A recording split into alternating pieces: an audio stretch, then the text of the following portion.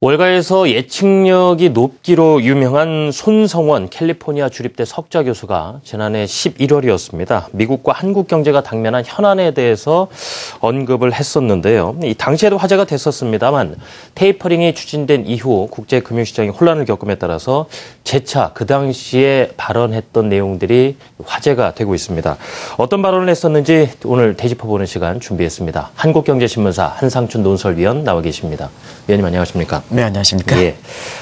테이퍼링이 추진이 되고 금융 불안이 예상보다 좀 높게 나오게 되면서 벌써부터 추진 시점에 대한 논란 얘기도 나왔지 않습니까? 그런 가운데 지난해 11월 이 손성원 교수가 양적 완화가 영구화될 것이다. 이런 발언을 했었는데 지금 다시 화제가 되고 있습니다. 네. 예. 사실은 우리도 이 방송을 통해서 이 테이퍼링은 분명히 목적은 이해해야 된다. 예. 양적 완화도 또 경기 안정이고 금융시장 안정 대책이고 테이퍼링도 경기와 금융시장 안정 대책이다 하는 이런 말씀을 드렸습니다. 시청자분은 얼핏 이게 이해를 못하실 겁니다. 양적 완화 정책은 6년 전에 자금이 경색할 때 네. 자금을 풀어서 경기와 금융시장을 안정시키는 정책이고 그다음에 테이퍼링은 기점으로 한 출구 전략은 증시 거품이라든가 이런 부분이 나왔을 때 그걸 이렇게 돈 푸는 규모를 좀 줄여서 이걸 안정시키는 대책이다. 똑같은 목적은 경기와 금융시장 안정 대책이다 하는 이런 말씀을 드렸었는데요. 사실 작년 11월에도 손성원 교수가 이런 표현을 이렇게 말씀해 주셨죠. 예. 그런 각도에서 한번 미국의 증시 한번 보십시오. 진행자분도 네. 예전에 한번 진행해 주셨습니다는 테이퍼링은 펀더멘탈 미국 경제가 안정이 돼야 추진하는 거 아니겠습니까? 전제 조건이죠. 전제 예. 조건이죠. 그래서 미국 경제 지표가 안 좋을 경우에는 전제가 무너지기 때문에 지난번에 다우지수가 300포인트 넘게 떨어지죠. 네. 그럼 오늘은 뭐냐? 오늘은 미국 경제 지표가 좋게 나오니까 다시 주가가 올라가죠. 네. 그래서 우리가 테이퍼링이 이렇게 추진에 따라서 금융시장 불안을 잘 파악해야 된다. 이것이 증시 거품이라든가 신흥계 고평가 해소적인 차원에서의 긍정적 측면이라면 테이퍼링에 따른 금융시장의 호란은 그렇게 크게 우려할 필요는 없다 하는 이런 말씀을 드렸었는데요. 같은 맥락에서 나온 얘기다 이렇게 볼 때 있습니다. 또 한 가지는 우리가 손성원 교수가 얘기했던 내용 중에 permanent quantitative easing policy에서 영구적 시장 갭이 이렇게 있는데요. 테이퍼링은 추진했다고 해서 올해 연말에 끝나는 게 아니다. 네. 결국 미국의 경제의 안정이 있기 때문에 테이퍼링을 추진하더라도 사실 미국 경제의 안정이 무너진다면 다시 양적 완화 정책을 재추진할 수 있다 하는 이런 입장에서 소위 그 영구적 양적 완화 정책이 네. 얘기가 언급하셨거든요. 사실 지금 입장에서 보면 올해 연초에서부터 양적 완화 정책 규모를 좀 축소해 나오고 있습니다는 지금까지 이렇게 2월 그 초순까지 나타난 모습 보면 이분의 그 손성원 교수님 말씀대로 사실 미국 증시가 점차 안정을 또 그런 각도에서 찾아가는 게 아닌가 하는 이런 시각이 월가에서 제기되는 상태에서 작년 11월에 예. 얘기했던 내용들이 상당히 지금 다시 화제가 되고 있다 이렇게 볼 수 있습니다. 그리고 당시 이 양적 완화가 영구화될 경우에 지금 거품 논쟁을 불러오고 있는 미국의 주가에 대해서도 언급을 하셨었거든요. 네, 그렇습니다. 예. 그때 당시에 이제 증시 거품 논쟁이 상당히 심했었죠. 예. 우리가 이제 3차 거품 논쟁이 있으면서 작년 그 9월 이후서부터는 학자 간에 로버트 시어로와 그다음에 제라미 시기 간에 예. 논쟁이 있었을 때 손성원 교수도 이렇게 역시 월가에서 예측력이 높은 이런 학자답게 미국의 그 주가 문제에 대해서 얘기했죠. 우리 박준하 PD께서 이렇게 전해주시고 이거 지금 그래프를 그리고 있습니다는 저 16,000대 주가 수준은 분명히 거품이다. 거품이다. 거품은 조정될 필요가 있다. 그래서 테이퍼링은 추진한다 하는 입장을 밝히시더 하더라도 사실상 지금은 실물 경제뿐만 아니라 웰스펙트, 부의 효과에서 경기를 지탱하는 측면이 좀 강하고 있지 않습니까? 그리고 금리 과정에서 돈을 풀어서 네. 주가라든가 부동산을 띄운 목적은 소위 웰스펙트, 부의 효과에서 미국 경제 회복을 가져다는 측면이기 때문에 이 축이 무너지면 안 된다. 그래서 주가가 고평가되어 있는 것은 사실이지만 주가 거품을 완전히 제거할 만큼 강도 있게 테이퍼링 추진하는 것은 바람직하냐? 그건 바람직하지는 않다. 미국 경제 지금의 그 위기 이후에 경제 성장의 내역을 볼 때에는 부의 효과에 의해서 경제 성장을 많이 지탱한 측면일 때 예. 거품이 있다고 해서 거품을 쭉 빼면 엔타이 레스펙트 역자산 효과에 의해서 미국 경제가 쭉 빠진다. 그러면 지금 시점에서는 거품이 있는 건 사실이지만 네. 거품 자체 인정하는 것이 사실 부의 효과에 의해서 경제가 이렇게 올라올 때 상당히 그 점을 우리가 염두에 둬야 된다. 그만큼 환경이 변했다는 얘기죠. 그런 각도에서 우리도 지금 국내 부동산 이렇게 얘기하는데요. 항상 그렇습니다. 이 부의 효과에 의해서 한국도 과거에 비해서는 경제 성장이라든가 국민들이 경제 활동에 차지하는 비중이 상당히 큰데요. 이때는 뭐냐? 적절하게 부동산이든 주식이든 거품이 있는 것이 경제 활력의 임택 역할을 했다. 할 수 있을 수 있기 때문에 우리의 그 국내 부동산 정책이라든가 증시 대책에서도 상당히 이렇게 시사점이 많이 던져주는 거거든요. 그런 각도가 지금 테이퍼링의 변경 문제일 때 항상 제닛 앨런도 웰스펙트 부의 효과를 상당히 중시하는 쪽으로 지금 가는 입장이거든요. 그런 측면에서 보면 당시의 발언도 상당히 경제적 측면에서 굉장히 공감대가 형성되고 있다 이렇게 볼 수 있습니다. 지난해 11월에 손성원 교수의 발언을 되짚어보고 있는데요. 이 주가 논쟁에 이어서 또 인플레 타겟팅 논쟁도 있었습니다. 이에 대한 언급도 해주셨는데 물가의 어떤 적정 수준을 정해놓는 이 목표를 삼는 것 의미가 없다. 인플레 타겟팅 무용론을 언급을 하셨거든요. 네, 그렇습니다. 사실 지금 보면 오늘도 이제 김민지 기자께서 유럽도 경기 회복되지만 디플레 우려가 있다. 그 디플레 우려는 사실 유럽뿐만 아니라 전 세계 국가가 당면하고 있는 문제거든요. 지금요. 그런 각도에서는 아무리 과거에 그 지금 말씀대로 중앙 입장에서는 물가 안정을 중시해야 된다. 물가 안정을 중시하다 보니까 항상 물가가 올라갈 때는 인플레 타겟팅, 억제선을 설정해서 우리가 보면 이제 한국은행도 피셔 이퀘이션 방식에 의해서 물가 억제선을 설정하는 이런 데인데요. 이게 과연 지금 우리나라도 물가가 인플레 타겟팅 하단선, 우리는 이제 밴드폭을 설정하고 있죠. 2.5에서 3.5%. 하단선을 설정하는 게 1년 이상 지속되는 상태에서 이게 무슨 의미가 있을까? 그러면 과거의 문제를 고집하기보다는 지금 왜 물가가 이렇게 전 세계적으로 안정돼 있을까? 경기는 회복되는데도 불구하고. 그래서 새로운 용어인 디스인플레이션도 우리가 점검했지 않습니까? 자, 우리가 과거 1990년대는 경기가 회복되더라도 고용 창출이 없다 해서 그때 유명했던 것이 잡리스 리커버리. 이게 결국은 나중에는 부담이 된다. 지금 월가의 폭등이라든가 제스민 혁명이라든가 해서 그때 당시에는 이상적으로 보여서 뉴 이코노믹이지만 나중에 큰 문제가 발생했지 않습니까? 그죠? 근데 지금은 고용 창출 없는 경기 회복에 그에 빗대서 물가 상승 없는 경기 회복이라는 의미. 이게 디스인플레이션이거든요. 이런 새로운 환경이 됐을 때 왜 중앙은행은 과거의 문제만 집착해서 과거의 관념만 집착해서 왜 인플레 타겟팅을 고집하느냐. 우리가 중앙은행 입장에서 오면 인플레 타겟팅을 가져가든 안 가져가든 새로운 환경을 다시 한번 보자 하는 이런 차원에서 지금 말씀하신 대로 인플레 타겟팅에 대한 어떤 근본적 재검토가 있어야 되지 않느냐 하는 문제인데요. 지금 월가에서도 제닛 앨런이 들어오면서 옵티멀 컨트롤 룰, 소위 최적 통제 정책도 바로 손성현 교수가 말씀했던 인플레 타겟팅에 고집하다보다는 경제 우선순위가 뭘까?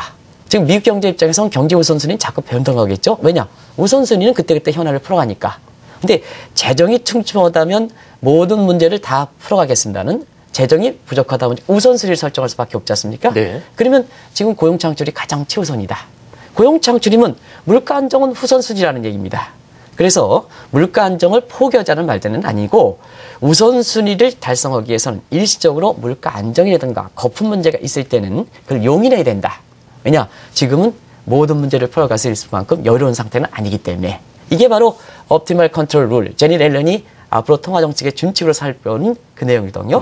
시청자 여러분, 제가 굳이 연관시켜서 말씀드리지 않더라도 바로 인플레 타겟팅의 무용론과 손성현 교수님이 주장했던 그 다음에 제닛 앨런이 이렇게 오랫동안 논문을 통해서 주장해왔던 옵티멀 컨트롤 룰과 인백상통하는 거다 하는. 그래서 제닛 앨런이 상당히 유연하고 월가 입장에서는 아직도 이렇게 상당 부분 기대가 많은 것도 바로 사실상 그런 측면에서 환경에 빨리빨리 적응해가는 모습, 자기의 고집으로 하는 것보다는 환경에 빨리빨리 변해가는 모습, 이런 모습이 사실 월가가 테이퍼링 추진에도 불구하고 금융 불안이 당초 예상보다 높게 나왔는데도 불구하고 제닛 앨런에 대한 기대감을 상당히 높이고 이 과정에서 손성훈 교수님의 발언이 다시 재차 화두가 예. 되고 있다 이렇게 볼 수 있습니다. 그렇군요. 그리고 이 올해 세계 경제에 대한 전망도 내놓았었는데 상향 프리미엄보다는 하방 리스크 쪽에 더 무게를 두는 발언을 하셨단 말입니다. 그렇게 된 근거라든가 배경이 있으셨을 거라는데요. 예. 사실은 올해 연초에 증시 낙관론 이런 시각의 근본적 배경 중에 하나가 선진국 경기가 상당히 받쳐주지 않을까 네. 이렇게 한 거 아니겠습니까? 네.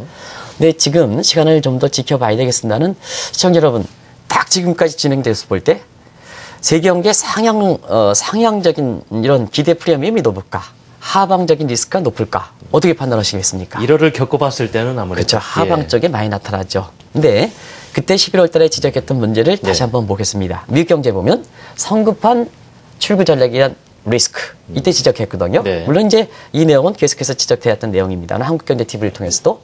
그리고 연방부채 한도 아직 해결된 게 아니지 않습니까? 예. 연방부채 한도가 해결됐다 하더라도 미국의 예산안이 올해 1월 달에 해결했다 하더라도 재정 위험이라는 것은 미국의 재정 적자라든가 그다음에 부채는 엄청 큰 거 아니겠습니까? 그죠? 그건 아직 해결되지 않지 않습니까? 네. 언제든지 복병으로 될 수가 있다는 의미입니다. 그리고 일본 경제가 지금 나타나고 있습니다는 아베노믹스에 대한 성공 가능성이 실패할 경우 이때 나타나는 문제 지금 이제 나타나고 있죠. 일본이 버티지 못해서 사실 경제적인 측면에서 상당히 어려움을 겪어하는 이런 문제라든가 유럽도 위기가 극복되지 않은 상태에서 사실상 유로가 강세가 되다 보니까 선행적 역설에 의해서 유럽의 어떤 문제가 다시 재현될 수 있는 소지 이런 문제라든가 그리고 중요한 것은 신흥국의 자금 이탈에 따라서 경기가 상당히 어려울 것이라고 하는 문제 이런 문제가 지금 작년 11월 달에 이렇게 지적한 문제긴 하지만 그때 당시 세계 경제의 낙관적 전망, 증시 낙관적 전망 속에 사실 올해의 변화 속에서 상당히 이런 변화 속에 나타날 수 있는 잠복적 요인 이런 부분에 대해서 균형적 시각을 가져갔던 측면이 공교롭게도 1월부터 지금까지 시청자 여러분도 공감하시겠습니다는 사실 지금까지 나타났던 모습이 공교롭게도 그때 지적한 문제와 거의 유사하기 때문에 이 문제가 다시 화두가 되고 있다 이렇게 볼 수 있습니다. 그러니까 결국 지난해 11월에 이런 언급을 예측을 할 때만 하더라도 아 이렇게 전망을 하고 계시는구나 정도에서 이제 2014년을 시작해서 한 달을 겪고 보니까 좀 더 이렇게 좀 무게감 있게 또 깊이 관심이 가는 게 그렇습니다. 사실인데요. 네네. 한국 경제에 대한 전망도 당시에 내놨지 않습니까? 네, 그때 당시 한국 경제 전망에 대해서는 상당히 낙관적 시각이 많았었죠. 정부에서 예산안 짤 때부터 시작해가지고 사실 그렇습니다. 한국 경제 간병기관에서 간병기관 굳이 제가 말씀드리지 않겠습니다. 네. 정부의 기관이라든가 경우에 따라서는 정책당국, 그다음에 정부 간병연구 기관에서는 대체로 3.8% 이상, 3.9%, 경우에 따라서는 4%까지 전망하는 낙관적 시각이 됐었죠.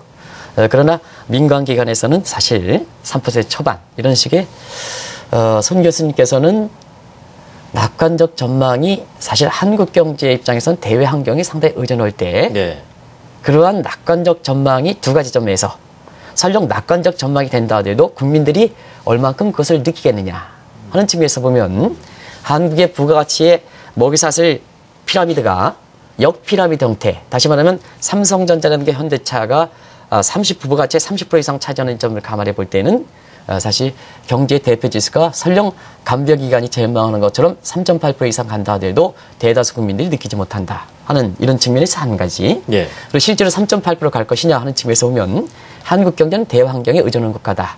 대화하는 환경을 의존하는 국가에서 자 6년 동안 돈 풀었던 게 줄어들고 대변화 그야말로 대변화가 되고 세계 주요 국가들이 우리 주요 국가들이 이렇게 자금 이탈에 따라서 이렇게 어려움이 봉착한 상태에서는 사실 성장 수준이 그 정도 갈 것인가. 물론 이제 구체적으로 성장 수준은 말씀하시지 않았습니다는 그 낙관적 전망이 사실 너무 높다 하는 이런 말씀을 해주셨거든요. 물론 이제 시간을 가면 갈수록 이 문제는 우리가 점검해 봐야겠습니다는 한국 경제에 대해서 너무 낙관적일 때 이게 존재하고 있는 하방 리스크가 진행자께서도 만약에 있잖아요. 한국 경제 성장률 3.8%. 우리 주가를 예를 들어서 모 증권사가 예측한 것처럼 2,500 한다면, 그 낙관적으로 한다면, 자기가 그 페이퍼의 논리 기술상 보면 변화 부분에 대해서는 시청자라든가 그 다음에 투자자한테 그 변화 부분에서는 상대적으로 설명하는 기술을 좀 줄인다든가. 왜냐? 낙관적 기조를 뒷받침해주기 위해서.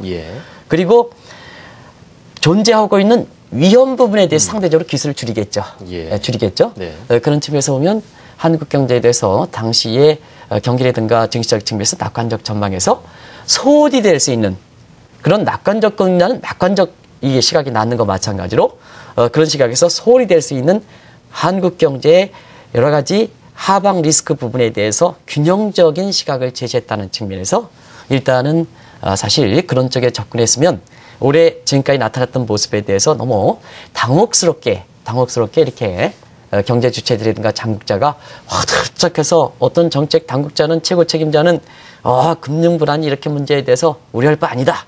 근데 어떤 또 다른 금융면은 심각할 수가 있다. 하는 국민들은 뭐냐? 그러면 사전에 이런 하방 리스크에 대해서 충분히 균형적 시각을 했으면 네. 이런 문제에 대해서 사실 정책을 받아들이는 입장에서 보면 사실 사전에 대응을 할 수 있다는 측면이거든요. 그런 측면에서 그때 지적이 상대적으로 좀 돋보였다 이렇게 볼 때 있습니다. 네, 또 한 가지가 참 작년에도 그렇고 많이 들으셨던 말이 한국의 경상수지 흑자 행진 얘기를 참 많이 들었는데요. 이때 교수님께서도 이 경상수지 흑자가 기형적으로 많은 것이 한국 경제에 부담을 주는 오히려 복병이 될 수도 있다라는 말씀을 해주셨습니다. 네, 예. 사실은 우리는 대외환경에 의존하는 국가입니다. 네. 그런 측면에서 보면 글로벌의 시각을 우리가 외면할 수는 없거든요.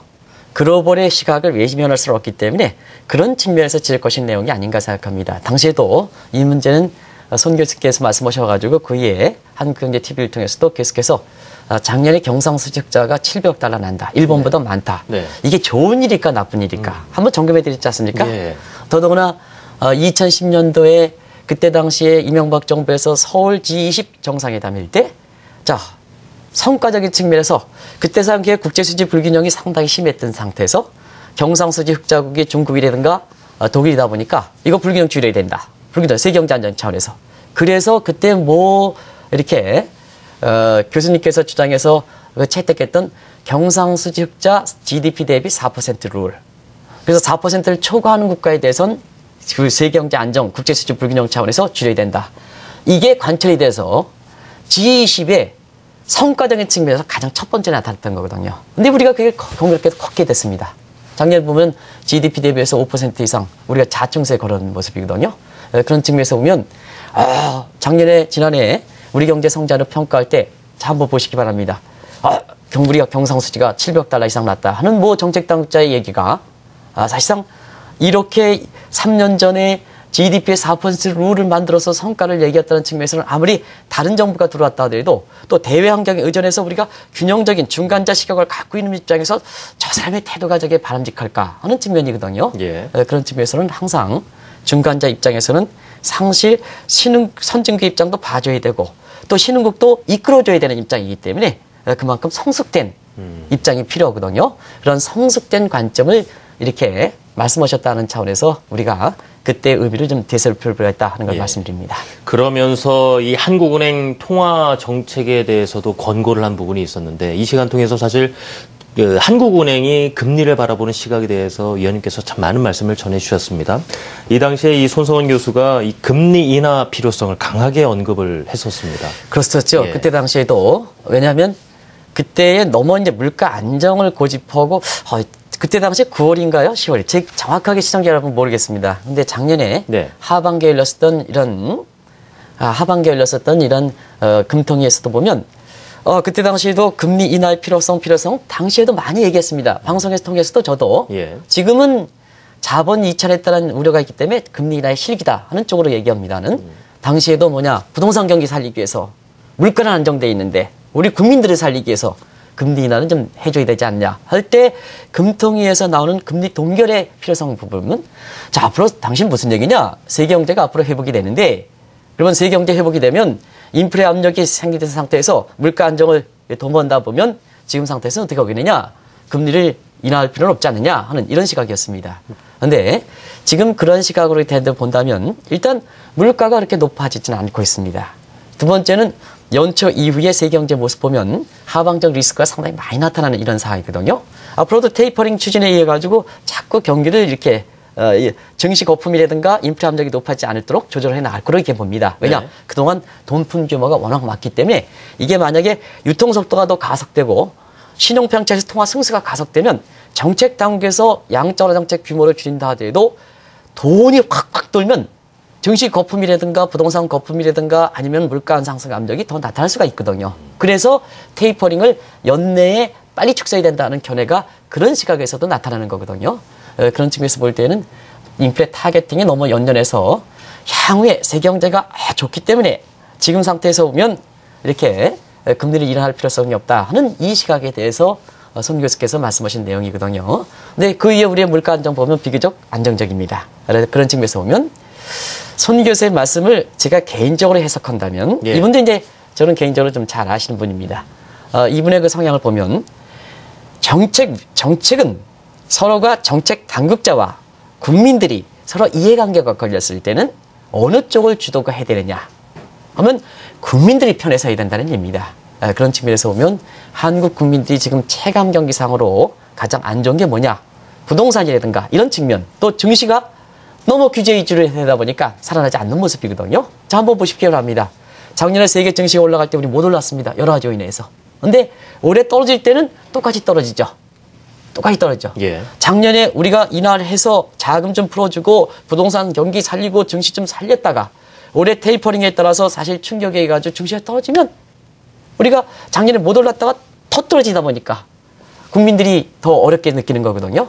그런 측면에서 보면 대칭적인 차원에서 사실 위정자 입장에서보다는 국민들의 편에서 이렇게 통화정책을 펴야 되지 않느냐 하는 이런 시각을 예. 제시한 거를 이해하겠다 이렇게 보시면 되겠는데요. 저는 뭐 개인적으로 지금은 손 교수께서도 지금 상태에선 작년 11월 달에 얘기했던 추가 금리 인하 하는 부분에 대해서 필요하십니까 하면 손 교수님도 테이퍼링 추진에 따라서 한국도 자금 이탈이 되기 때문에 아마 이 문제는 쉽게 얘기하지는 않으실 겁니다. 저도 이제 개인적으로는 지금은 금리 인하의 타이밍을 놓쳤다 하는 이런 말씀을 드렸는데요. 모든 정책이라는 것은 그때그때 타이밍이 상당히 중요한 겁니다. 라이프 사이클이 상당히 급변할 때는 이런 측면인데요. 그래도 이때 얘기했던 금리 인하 문제는 사실 그때 당시에는 상당히 필요했던 내용이다. 뒤늦게라도 편했던 내용이다. 근데 지금 상태에서 이 대목을 우리가 어떻게 해야 되느냐 하면 결국은 국민 편에서 서야 된다. 특히 양극화가 심할 때는 국민 편에서 서야 된다 하는 이런 통화정책의 어떤 초점을 우리가 이해할 필요가 있지 않냐 생각합니다. 이 손성원 교수님의 발언이 당시에는 뭐 예측이고 또 당시 시장을 바라보는 시각이었지만 지금 와서 돌이켜 봤을 때는 충분히 교훈으로 삼을 만한 부분이 있어서 재차 오늘 되짚어보는 시간을 마련해 봤습니다. 지금까지 한국경제신문사 한상춘 논설위원과 함께했습니다. 위원님 감사합니다. 네, 고맙습니다.